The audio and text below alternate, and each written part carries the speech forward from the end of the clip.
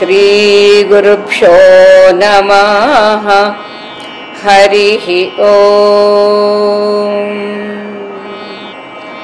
नारायणं नमस्कृत्य नरं चैव नरोत्तमं देवीं सरस्वतीं व्यासं ततो जयमुदीरयेत्। प्रपन्नपारिजाताय स्तोत्रवेत्रैकपाणये ज्ञानमुद्राय कृष्णाय गीतामृतदुहे नमः।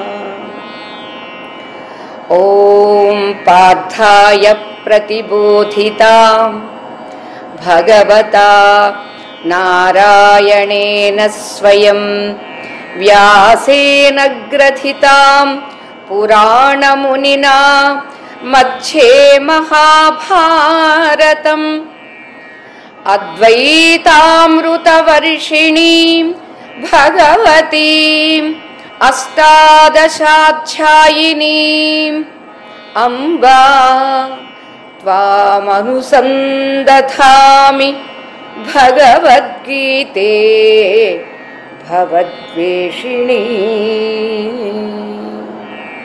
ప్రియ దివ్యాత్మ స్వరూపులారా, గీతా సుగీత కర్తవ్య సత్సంగానికి స్వాగతం.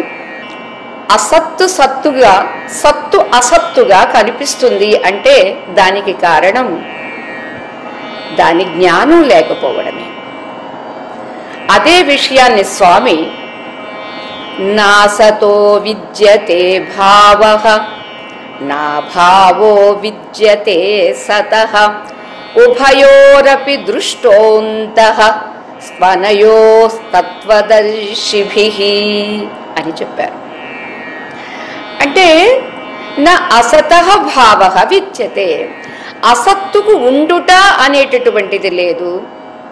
నా భావో విద్యతే సతః, సత్ అనేదానికి లేకపోవడం అనేది లేనే లేదు. అంటే అసత్తు అనేది ఎప్పుడు అసత్తే, ఉండనే ఉండదు. సత్తు అనేటటువంటిది ఎప్పుడూ ఉంటుంది, దానికి లేమిత్వమే ఉండదు. అయితే ఉభయోరపి దృష్టః అంతః, ఈ సత్తు అసత్తుల యొక్క యథార్థ స్థితిని, నిర్ణయాన్ని ఎవరైతే కనుగొంటారో, దర్శిస్తారో వాళ్ళని తత్వదర్శులు అంటారు. అనయో తత్వదర్శిభిః, ఈ రెండింటి యొక్క యాథాత్మ్యాన్ని తత్వదర్శుల చేత చూడబడుతుంది. అంచేత ఎవరు కనుగొంటారండి అంటే తత్వాన్ని దర్శించిన వాళ్ళు. తత్వము అంటే తత్, ఏది సత్యము, ఏది నిత్యము, ఏది సర్వవ్యాపకము, ఏది మూడు కాలములయందు ఉంటుందో అటువంటి దాన్ని సత్ అంటారు. అంచేత ఆ సత్తు అలానే నిన్న ఉండదు, రేపు ఉండదు, ఇవాళ మాత్రం కనిపిస్తుంది. అంటే భూతకాలంలో ఉండదు, భవిష్యత్ కాలంలో కూడా ఉండదు, కేవలం వర్తమానంలో మాత్రమే ఉంటుంది. దాన్ని ఏమంటారు? అసత్ అంటారు. మరి ఇంతకు మన జీవితంలో మన గురించి మనం ఆలోచన చేస్తే మనం సత్తా అసత్తా? అసత్తని చెప్పడానికి ఇష్టం లేదు, అంచేత సత్తనే చెబుదామా అని అంటే ఏమా సత్? ఆ సత్ అంటే ఏమిటి? నేను మాతాజీని, ఇది సత్తా? అబ్బే కాదండి, ఇది క్షణక్షణం మారిపోతూనే ఉందండి. మరి మాతాజీ అనేటటువంటిది అసత్. ఎవరు సత్తు అంటే మాతాజీ పేరు పెట్టక ముందు, మాతాజీ శరీరం పుట్టక ముందు, గర్భంలో పడక ముందు కూడా ఏ తత్వము, ఏ స్వరూపము, చెప్పాలంటే ఏ సత్ ఉన్నదో ఆ సత్ ఇప్పుడు ఉంది, అప్పుడు ఉంది, మరి ఎప్పుడూ కూడా ఉంటుంది. అది సత్. అంచేత ఆ సత్తే ఆలోచన చేస్తే నేను కానీ, మీరు కానీ, మనందరం కానీ. అదే స్వామి మొట్టమొదటే చెప్పాడు కదా, నత్వేవాహం జాతునాసం నత్వం నేమే జనాధిపాః నచైవ న భవిష్యామః సర్వే వయమతః పరం అని ముందుగానే చెప్పేశాడండి. హే అర్జున, నేను ఎప్పుడూ ఉంటాను. ఇదే పదం అందరూ అప్లై చేసుకుని చూడండి. నేను ఎప్పుడూ ఉంటాను. నేను లేను అనడం అనేది ఎవరికీ సాధ్యం కాదు, అంతేకాదు ఎవరికి ఇష్టం కూడా కాదు. నేను ఎప్పుడు ఉంటాను, నేను ఎప్పుడు ఉండాలి. అయితే ఇక్కడ పొరపాటు ఏమిటంటే, నేను తాలూకు నేను గురించి ఆ వివరాలు తెలియక కనిపించే మేను మీద వాలిపోయి ఇదే నేను అనుకుని ఇది ఎప్పుడు ఇలాగే ఉండాలి. దీనికి కౌమారావస్థ, యవ్వనావస్థ, వృద్ధావస్థ, అమ్మో ఇక చివరిది ఉంది చూడండి మరణావస్థ, ఇవి రాకుండా ఉండాలి అని మనం అనుకుంటున్నాం. అక్కడ పడుతుంది రాంగ్ స్టెప్. అంచేత స్వామి ముందే చెప్పాడు, హే అర్జున, నేనెప్పుడూ ఉంటాను. నేను లేకపోవడం అనేది లేనే లేదు, నాకే కాదు నీకు కూడా. నత్వం, నీవు కూడా లేకపోవడం లేదు, ఎప్పుడూ ఉన్నావు. ఇమే జనాధిపాః, ఈ సైన్యం ఉన్నారే, ఈ రాజులు ఉన్నారే, ఈ చక్రవర్తులు ఉన్నారే, వీళ్ళందరూ కూడా ఎప్పుడూ ఉండేటటువంటి వాళ్ళే, ఒక్కప్పుడు కూడా లేరు అనడానికే వీలు లేదు. అటువంటి వాళ్ళయ్యా వీళ్ళు అని చెప్పారు. అంటే మీరు కానీ నేను కానీ సర్వనామమైనటువంటి ఏ నేను ఉందో ఆ నేను అంటే మేను కాని నేను, దానికి అర్థం కావడం కోసం తాను. ఆ తాను అనేటటువంటిది ఎప్పుడూ ఉండేటటువంటిది, అది సత్. మరి ఎందుకు మాతాజీ ఎవరండి అంటే అసత్. అది ఎవరైనా కానీ, సుధా కానీ, రాణి కానీ, బేబీ కానీ, ఎవరైనా కానీ ఇవన్నీ అసత్తులు. అదేంటండి మరి అలా కొట్టుపడేస్తున్నారు, అన్యాయం కదా, మీకేదో తెలిసిన అలా మాట్లాడేస్తే మేము ఒప్పుకుంటామా అని అంటే ఓకే, ఒప్పుకోకపోతే నిలబడి వాదించండి దమ్ముంటే.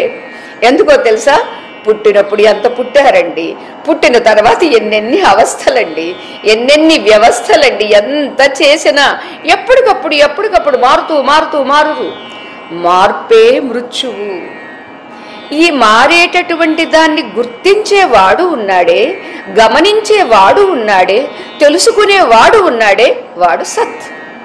అందుకే శంకర భగవత్పాదుల వారు కూడా బాల్యాదిష్వపి జాగ్రదాదిషు తథా సర్వాస్వవస్థాస్వపి వ్యావృత్తాసు అనువర్తమానం అహం అహం అహం ఇత్యంతఃస్ఫురంతం సదా స్వాత్మానం ప్రకటీకరోతి భజతాం యో భద్రయా ముద్రయా తస్మై శ్రీ గురుమూర్తయే నమయిదం శ్రీ దక్షిణామూర్తయే అన్నారు శంకర భగవత్పాదులు. అంటే చూడండి, ఆశ్చర్యం ఏమిటంటే మనకి అనుకుంటూనే ఉంటారు, నా చిన్నప్పుడండి, నేను చదువుకున్నప్పుడండి. అరే నీ చిన్నప్పుడు పోయింది, నువ్వు పోయావా? నేను చదువుకున్నప్పుడు అది పోయింది, నువ్వు పోయావా? లేదు లేదు, అన్ని వేళల్లో బాల్యాదిషు అపి జాగ్రత్తాదిషు అపి అని స్వామివారు మొత్తం ఈ అవస్థలు ఆ అవస్థలు అన్ని కలిపెట్టేశారు. అయితే ఇన్ని అవస్థలలో కూడా అనుస్యూతంగా వ్యావృత్తాసు వ్యాపించి దాన్ని ఎలా ఒక పూలమాలలో దారం అనుస్యూతంగా ఉంటుందో, పువ్వులన్నింటినీ ముడిపెట్టుకుని ఉంటుందో, అలా అవస్థలన్నింట ఉన్నటువంటి స్వరూపం ఏమిటది? సత్. ఆ సత్ నేను. సత్ అయినటువంటి నాయందు అవస్థలనేటటువంటి పూసలు ఉచ్చబడి ఉన్నవి. ఏ పూసకు ఆ పూస రాలిపోతూ ఉంటుంది. పువ్వులు రాలిపోతాయి కానీ దారం రాలిపోదు.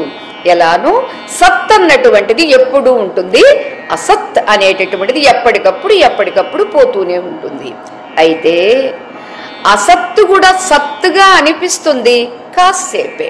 కాసేపు ఉంది కాబట్టి ఇది ఎప్పుడు ఉందండి ఉంటుందండి అని చెప్పడానికి నియమం లేదు, అంటే కుదరదు. శాస్త్రము అంగీకరించదు, లాజికల్గా ఆలోచిస్తే కూడా అది కుదరదు. ఏమండి నిన్న ఉంది ఈవేళ పగిలింది, మొన్న లేదు, కుండ నిన్నైతే ఉంది కదా అని అంటే, నిన్న ఉన్నటువంటి కుండ మొన్న ఈ రోజు రేపు ఏ రోజు ప్రతిరోజు ఉంటే అది సత్తు. మరి ఉంది అనేది మాత్రం పేరు ఎందుకు వచ్చింది అని అంటే, మట్టి తాలూకు సత్తా ఉందే, ఆ మట్టి యొక్క సత్తే కుండగా కనిపించింది అనేది మనం చెప్పుకున్నాం. బ్రహ్మయందు అద్వితీయమైనటువంటి ఆత్మయందు, బ్రహ్మన్న ఆత్మన్న ఒకటే, మళ్ళీ వేరు వేరు అనుకోవద్దు, అటువంటి ఆత్మయందు జగత్తంతా మట్టియందు కుండ భాసించినట్లుగా, మట్టియే కుండగా కనిపించినట్లుగా బ్రహ్మయందు లేదా ఆత్మయందు జగత్తు కనిపిస్తుంది. కేవలం కనిపించడానికి మాత్రమే సుమ. వాచారంభణం వికారో నామధేయం మృత్తికేత్యేవ సత్యం.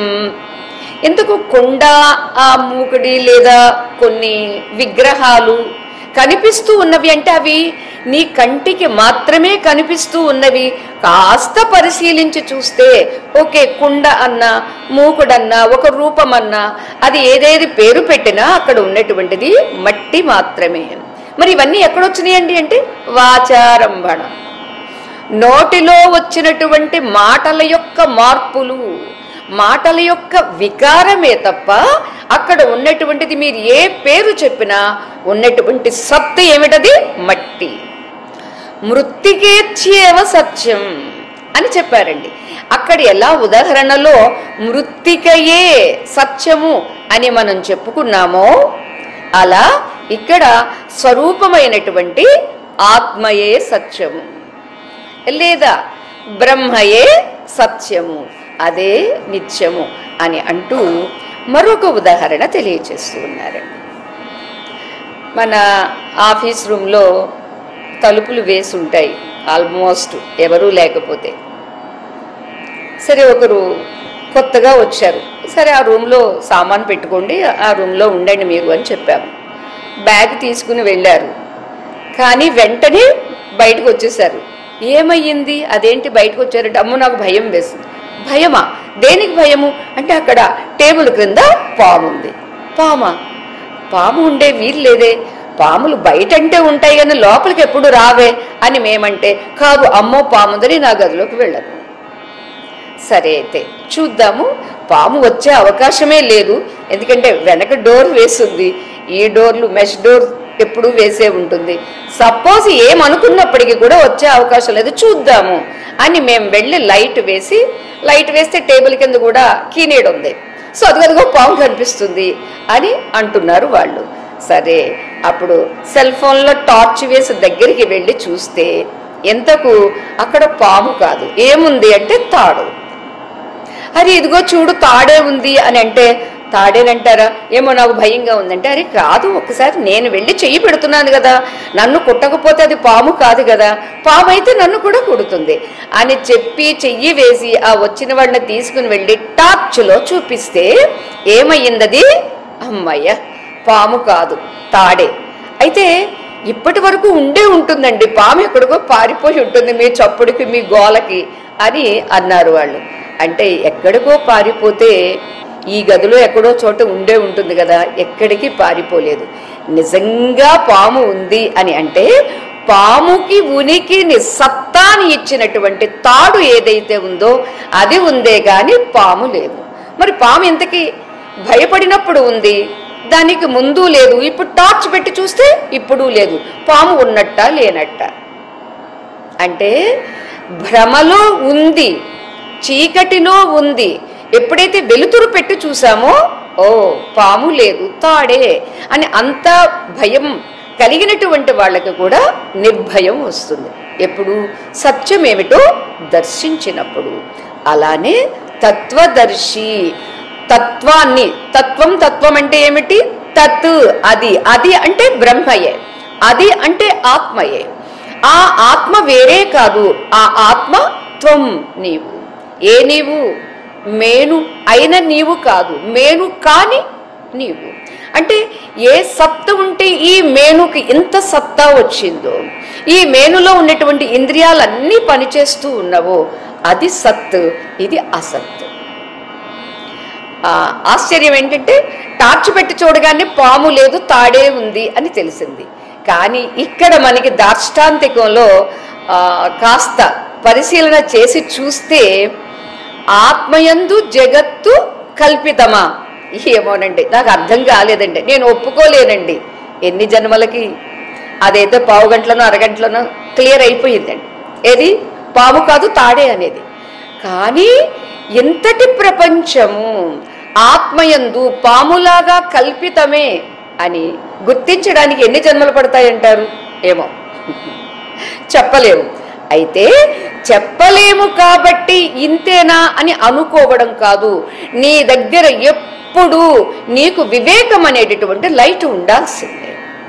ఎప్పుడైతే వివేకం అనేటటువంటి టార్చ్ ఉంటుందో దానితో ఎప్పటికప్పుడు ఇది నేను అనుకున్నప్పుడు ఇది సత్తా అసత్తా, నిన్న ఒక రకంగా ఇవాళ ఒక రకంగా, చిన్నప్పుడు ఒక రకంగా, రేపో మాపో ఉంటుందో పడిపోతుందో కూడా తెలియదు.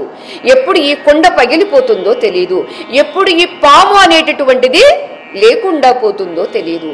పాముకు ఉనికి తాడైతే ఈ మేనుకు ఉనికి నేను అయినటువంటి ఆత్మస్వరూపము. ఎంతటి సువిశాల ప్రపంచానికి కూడా కారణమేమిటి, ఆధారమేమిటి అని అంటే బ్రహ్మ. బ్రహ్మయందు భ్రమతో కల్పించినవే తప్ప, ఇవన్నీ భ్రమతో కనిపిస్తూ ఉన్నవే తప్ప వేరు కాదు.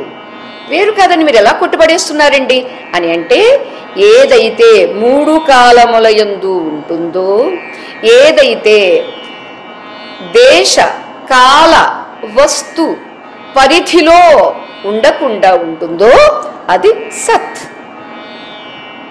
అంటే ఏమిటండి మరలా కొత్త పదం తీసుకొచ్చారు అని అనుకోవద్దు.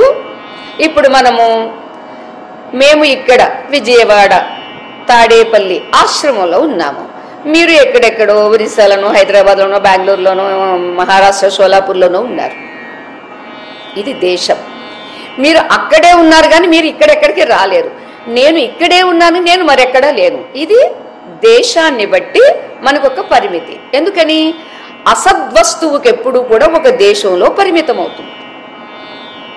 మన శరీరం అలాగే వస్తువులు, అది సెల్ ఫోన్ కావచ్చు, ల్యాప్టాప్ కావచ్చు, మరి ఏదైనా కావచ్చు, బిల్డింగ్ కావచ్చు, ఇదంతా ఒక దేశానికి పరిమితమై ఉంది. సరే, కాలం ఇప్పుడు మనకి ఇంచుమించుగా 5:30 కాబోతూ ఉంది. 5:30 కాబోతూ ఉన్నటువంటి ఈ సమయంలో ఉన్న మనము ఇక్కడే ఇప్పుడు ఈ సమయంలో ఉంటాము. మరొక సమయానికి ఎక్కడుంటామో తెలియదు. నిన్న వేరే చోట ఎక్కడో ఉన్నాము. నిన్నెందుకు? ఒక 5 నిమిషాలు ముందుగా కూడా. అంచేత ఈ కాలానికి పరిమితమై ఉండేటటువంటిది అసత్, దేశానికి పరిమితమై ఉన్నటువంటిది అసత్. ఇక సెల్ ఫోన్ పెన్ను కాదు, పెన్ను సెల్ ఫోన్ కాదు, ల్యాప్టాప్ బుక్ కాదు, బుక్ ల్యాప్టాప్ కాదు. ఎలా ఒక వస్తువు తనకు తానుగా పరిమితి కలిగి ఉంటుంది, మరొక వస్తువు తాను కాలేదు. ఇది వస్తు పరిమితత్వం. దేశ కాల వస్తు పరిమితత్వం అనేటటువంటిది అసద్వస్తువులకి మాత్రమే ఉంటుంది. మరి సత్ ఏమిటి? దేశమునకు అతీతం, కాలమునకు అతీతం, వస్తువులకు అతీతం. దేశమంతా నిండి ఉంటుందేదో అది సత్. కాలంగా కనిపిస్తూ కాలాన్ని కూడా తన యందు ఉంచుకున్నదేదో అది సత్. ఎన్ని వస్తువులు ఉన్నప్పటికీ వస్తువులంతా నిండి ఉండి వస్తువులకి ఆశ్రయం ఇచ్చి వస్తువుగా కూడా వ్యాపించి ఉన్నటువంటిదేదో అది సత్. తేడా తెలిసిందనుకుంటాను. కొంచెం ఎక్కువే అయ్యిందేమో వివరణ అనిపిస్తుంది. మొత్తానికి మనం ఎవరమండి అని అంటే, నేను అసత్తు కాదు, సత్తే. ఎందుకు చెప్తున్నాడండి స్వామి అని అంటే, చెప్పుకున్నామే ముందు శ్లోకంలో, ఎంహిన వ్యధయంత్యేతే పురుషం పురుషర్షభ సమ దుఃఖ సుఖం ధీరం సోమృతత్వాయ కల్పతే. ఎవడైతే సత్తు అసత్తు తేడా తెలిసిపోయింది కదా. అసత్ ఏమిటి? ఇదిగో దేశంలో కాలంలో ఒక వస్తువుగా ఉంటుంది, ఎప్పుడొకప్పుడు బుడంగన పగిలిపోతుంది. పాము అనేది లేకుండా పోతుంది, కుండ కాస్త పగిలిపోతుంది. కానీ దీన్ని తెలిసి దీన్ని గుర్తిస్తూ గమనిస్తూ ఉన్నటువంటి సత్తు ఉందే, అది పగలదు, ఒరగదు, అదృశ్యం కాదు, ఎప్పుడూ ఉంటుంది. దేశాన్ని, కాలాన్ని, వస్తుత్వాన్ని కూడా అధిగమించి ఉంటుంది. అది సత్. అంచేత ఆ సత్తే నేను అని గుర్తించినటువంటి వాడిని ఏతే న వ్యథయంతి. ఏతే అంటే శీత ఉష్ణం, సుఖము దుఃఖం. నిజంగా ఈ శీతోష్ణాలు సుఖ దుఃఖాలు కూడా ఇది సుఖమే అని నేను డిక్లేర్ చేశాను అనుకోండి, మీ అందరికీ అది సుఖంగా ఉండాలి, ఉంటుందా? ఉండదు. ఇది దుఃఖమే అని నేను సుస్పష్టంగా ఇది దుఃఖమే అని నేను అనౌన్స్ చేశాను అనుకోండి, మీరు ఎవ్వరూ ఒప్పుకోరు. మీకు దుఃఖం కావచ్చు, అది మాకు సుఖం. అంతా ఎందుకు? నాకు ఏది దుఃఖాన్ని అనిపించిందో ఆ దుఃఖమే మరొకసారి సుఖంగా పరిణమిస్తుంది. ఉదాహరణకి ఒక 2-3 గంటలు కష్టపడి మీరు అన్ని 5-6 రకాలు చేశారనుకోండి, చేసేటప్పుడు అది సుఖమా దుఃఖమా చెప్పండి. అందరూ కలిసాం కాబట్టి ఒక 10 ఐటమ్స్ చేసుకుందాము, ఒక్కొక్కరు ఒక్కొక్క ఐటమ్ చేసేద్దాము అని అనుకున్నారనుకోండి, ఒక ఐటమ్ను ప్రిపేర్ చెయ్యాలి అంటే సుఖమా దుఃఖమా? సుఖంగా అనిపిస్తుంది కానీ దుఃఖమే. అది శ్రమ కాదా? అది దుఃఖమే. కానీ ఏమిటి? అందరూ కలిసి తిందాము, అందరూ కలిసాము ఇక్కడ, అంచేత హాయిగా ఆనందంగా ఎంజాయ్ చేద్దాము, అన్ని ఐటమ్స్ తిందాము అనేటటువంటి ఆ సుఖాభిలాష ఉంది చూడండి. ఆ అభిలాష, ఆ కోరిక మనకి ఈ దుఃఖాన్ని కూడా సుఖంగా అనిపిస్తుంది. అంచేత ఇక్కడ భావన అంతా అయ్యింది. ఓకే, మీరు టేబుల్ మీద పెట్టారు, అందరం కూర్చుని తింటున్నాము. తీరా దానిలో ఏదో పొరపాటుగా ఉప్పు ఎక్కువ అయ్యింది. ఏమయ్యింది? ఈ సుఖం కాస్త దుఃఖంగా పరిణమించింది. అయ్యో బాగుండలేదు, ఉప్పు ఎక్కువైపోయింది. ఏం చేయాలి? పడేయాలా? పడేయలేము. తినాలా? తినలేము. మరి ఇది సుఖమా దుఃఖమా? అంచేత దేన్ని కూడా సుఖము ఇది సుఖమే అని కానీ ఇది దుఃఖమే అని కానీ మనం దేన్ని సునిశ్చితంగా చెప్పలేము. అంచేత సుఖము దుఃఖము అనేటటువంటిది కూడా తాడు యందు పాము కనిపించినట్లుగా, మట్టిలో కొండ కనిపించినట్లుగా ఆత్మయందు ప్రపంచం కనిపిస్తూ ఉంది. అంతేకాదు స్వరూపమైనటువంటి నీ యందు అబ్బా నాకెంత దుఃఖం వచ్చేసిందో, అబ్బా నాకెంత కష్టం వచ్చేసిందో, నాకు చాలా సుఖంగా ఉందండి, చాలా ఆనందంగా ఉన్నానండి, ఇవన్నీ కూడా కల్పితాలే, అంటే అసత్తులే అనేది నీవు గుర్తిస్తే అప్పుడు నీవు ఆ సత్తును దర్శించి సత్స్వరూపంగా నీవు మిగిలి ఉన్నప్పుడు ఇవేవి నిన్ను చెలింప చెయ్యలేవు. అతడు సుఖాన్ని దుఃఖాన్ని సమంగా స్వీకరిస్తాడు. ఒకవేళ సుఖాన్ని సుఖమా అన్నప్పుడు అబ్బాయి ఇదేం సుఖం కాదండి, ఓకే ఇది దుఃఖమా? ఏమీ లేదండి, దుఃఖంగా ఇప్పుడు అనిపిస్తుంది, నిజమే, తర్వాత సుఖంగా అనిపిస్తుంది అని అనుకున్నప్పుడు రెండింటినీ సమంగా తీసుకోవడం. ధీరః ధీరయతి ఇది ధీరః అంటే బుద్ధికి ఆ సమత్వాన్ని, వివేకము అనేటటువంటి లైట్ ద్వారా ఎప్పుడైతే కల్పించామో లేదా కలిగించామో అప్పుడు అతడు అమృతత్వాయ కల్పతే, అతడు మోక్షానికి అర్హుడు అని చెప్పారండి. అంటే మోక్ష స్వరూపుడు అయిపోయాడని చెప్పలేదు స్వామి. కల్పతే అంటే దానికి సంసిద్ధుడవుతాడు, అర్హుడవుతాడు అని చెప్పి, అందుచేతనే సత్తు అసత్తుల యొక్క ఆ అంతః యాథాత్మ్యాన్ని దృష్టః ఎవడైతే గుర్తిస్తాడో, ఎవడైతే దర్శిస్తాడో అతడు తత్వదర్శి. అంచేత ఆ తత్వదర్శి తాడు యందు పాము, పాము అసత్తు, తాడు సత్తు. మట్టి యందు కుండ, మట్టి సత్తు, కుండ అసత్తు. ఆత్మైన నాయందు మాతాజీ, ఆత్మైన సత్తు నేను, మాతాజీ అనేది అసత్తు. కనిపించడానికి ఉంది, ఇంకా కుండ పగలలేదు. మాతాజీ అనే కొండ పగలలేదు కాబట్టి కనిపిస్తుంది, పగిలిపోయింది. మరి అప్పుడు ఏమయ్యింది అంటే మనం చెప్పుకున్నామే, కొండకు అస్తిత్వము సత్తా మట్టి అయితే ఆ మట్టి కూడా కలిసిపోయింది అంటే నీళ్లు అయితే ఆ నీరు కూడా ఇంకిపోయింది ఎండకు ఉష్ణానికి అంటే అది అగ్ని అయితే ఆ అగ్ని కూడా వాయువుకు ఆరిపోయింది, చల్లారిపోయింది అంటే అప్పుడు వాయువైతే ఆ వాయువు కూడా వీచి వీచి ఆగిపోయింది ఆకాశంగా, అవకాశంగా అంటే ఈ ఆకాశానికి కూడా అవకాశం ఇచ్చినటువంటి ఆత్మ ఏదైతే ఉందో అది సత్. ఆ ఆత్మయే బ్రహ్మ. అంచేత బ్రహ్మ మాత్రమే సత్తు. సత్యమైనటువంటి బ్రహ్మయందు అసత్యమైనటువంటి ఇవన్నీ కల్పించబడినప్పటికీ, అంటే కేవలం వాచారంభణం వికారః, వాక్కులో మార్పులు వాచిక శబ్దాలే తప్ప మానసిక ఊహలే తప్ప అక్కడ సత్యంగా లేదు. సత్యంగా ఉంటే ఎప్పుడు ఉండాలి. ఇది ఒక్కటేనండి డెఫినిషన్. సత్యము సత్ అందామంటే ఎప్పుడు ఉండాలి. ఇది 3 కాలములందు. ఎప్పుడు అంటే 3 కాలములందు ఉండాలి.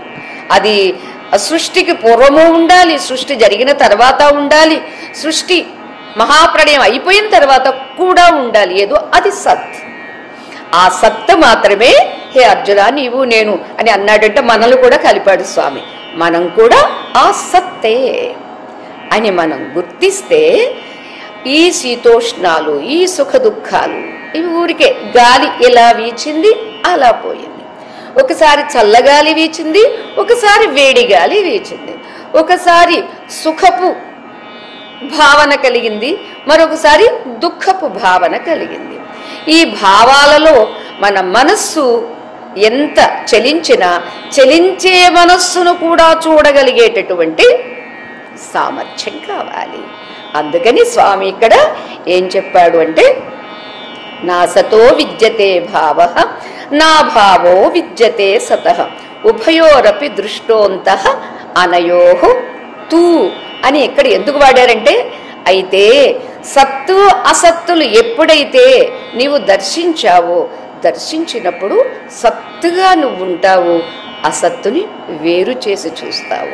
అసత్తులుగా వచ్చినటువంటివి ఏవేవి వచ్చినా నువ్వు చలించకుండా ఉంటావు. నవ్యథయంతి. అతడు పురుషుడు. మరలా పురుషుడు ఎవరండి? ఇది ఆడవాళ్ళకు కాదా అండి అని అంటే, అరే పురేశయనాతి ఇది పురుష. నవద్వారపురమైనటువంటి దీనిలో ఉన్నటువంటి వాడిని పురుషుడు అంటారే తప్ప ఆడామగ అనేటటువంటి జాతి భేదము కానే కాదు. అటువంటి వాడిని అంటే ఎటువంటి వాడిని? సత్తు అసత్తుల యొక్క ఈ తేడాను, ఈ భేదాన్ని గమనించి తాను సత్తుగా ఎప్పుడైతే గుర్తించి ఉంటాడో అతన్ని ఇవేవి చెలించవు. అంతేకాదు అర్జున, నీకు తెలియాల్సింది ఏమిటి అని అంటే నెక్స్ట్ శ్లోకంలో స్వామి తెలియచేస్తూ ఉన్నారండి. కిం పునః తత్ యత్ సత్ ఏవ సర్వదా ఏవ అస్తితి ఉచ్యతే అవినాశీతి అని అంటున్నారండి. కిం పునః మరలా తిరిగి ఏమిటి అని అంటావా అర్జున? ఏది కేవలం సత్ మాత్రమే అయి ఉందో అంటే ఎల్లప్పుడూ ఉంటుందో దాన్ని అవినాశి అంటే వినాశము లేదు. వినాశం అనే శబ్దం మన అందరికీ తెలుసు. ఆచరిస్తే వ్యతిరేకార్థం అండి. అంటే అవినాశి, ఎప్పుడూ వినాశము లేదు. ఆ ఎప్పుడూ వినాశము లేనటువంటి ఈ తత్వాన్ని నీవు గుర్తిస్తే అవినాశి తత్వము నీవే. అటువంటి ఆత్మవైన నిన్ను నకశ్చిత్ కర్తుమర్హతి. అవినాశితు తద్విద్ధి తద్విద్ధి ఏన సర్వమిదం తతం వినాశమవ్యయస్యాస్య నకశ్చిత్ కర్తుమర్హతి. ఏం చెప్పాడండి? ఇలాంటివి ఒక్కొక్కసారి గుర్తు తెచ్చుకుంటే మనకు ఒక టానిక్, ఒక 100 టానిక్లు ఒకేసారి తాగితే ఎలా ఉంటుందో అంత బలం ఉంటుందండి. ఎవరు? ఆ వినాశము లేనటువంటి స్వరూపం ఎవరు? మనమే. ఎవరి గురించో స్వామి మనకెందుకు చెబుతాడండి? అర్జునుడికి ఎందుకు చెప్తాడండి? ఒకవేళ అర్జునుడు చెప్తే మనం ఎందుకు చెప్పుకోవాలండి? అది మనకే, మనకి కూడా. అంచేత హే అర్జున తద్విద్ధి, తత్ విద్ధి, అది నీవు తెలుసుకో. ఏమిటి? అవినాశి, వినాశము లేనటువంటి స్వరూపం అది. ఎందుకు అలా చెబుతున్నావంటే ఏన సర్వమిదం తతం, దేని చేత ఇదంతా వ్యాపించి ఉందో అదే ఈశావాస్యమిదం జగత్ యత్కించ జగత్యాం జగత్ అని చెప్పడానికి గల కారణం. అంచేత ఏన ఆత్మచేత సర్వం, ఈ జగత్తంతా, ఈ విశ్వమంతా వ్యాపించి ఉన్నదో అటువంటి ఆ తత్వాన్ని, ఎటువంటిది? అవ్యయస్య, దానికి వ్యయం లేదు, దానికి మార్పు లేదు, ఏ రకమైనటువంటి వికారాలు లేవు. వికారాలు ఎవరికండి? పుట్టింది ఏమిటది? ఆత్మ కాదు, శరీరం పుట్టింది. ఉన్నటువంటిది ఏదో పుట్టినట్టుగా అనిపించింది. చూడండి, ఉన్నటువంటి మట్టి కుండ పుట్టినట్టు అనిపించింది. మొన్న మట్టి, నిన్న కుండ, ఇవాళ పగిలింది. అంచేత మట్టికి పగలడం ఉండదు, కుండకు పగలడం ఉంటుంది. అంచేత ఇక్కడ అవినాశతత్వం ఉందే, అది అవ్యయము. ఇది వ్యయం అయ్యేది కాదు, మార్పు చెందేది కాదు, తరిగేది కాదు, విరిగేది కాదు. అచేత అటువంటి అవ్యయస్య, అటువంటి ఆ ఆత్మతత్వానికి నకశ్చిత్ వినాశం కర్తుం అర్హతి అన్నారండి. ఇటువంటి అవ్యయమైనటువంటి అవినాశమైనటువంటి తత్వాన్ని ఏ ఒక్కడు ఎవ్వడూ కూడా నశింప చెయ్యలేడు, నశింప చేయజాలడు అని చెప్పాడు. మరి ఆ నశింప చెయ్యలేని స్వరూపము ఎవరండి? మనం అంటాం పరమాత్మ అని, అది మనమే అని చెబుతున్నారు స్వామి. అంచేత ఆ మనమే అయినటువంటి తత్వాన్ని గుర్తించుదుముగాక అని గుర్తించే శక్తిని ప్రసాదించమని భగవంతుని ప్రార్థిస్తూ, ఓం మంగళం శ్రీ కురుక్షేత్ర రణక్షోణి విహారిణే పార్థసారథి రూపాయ గీతాచార్యాయ మంగళం. హరి ఓం తత్సతు. శ్రీ గురుభ్యో నమః. హరి ఓం. జయ రాధేశ్వరి.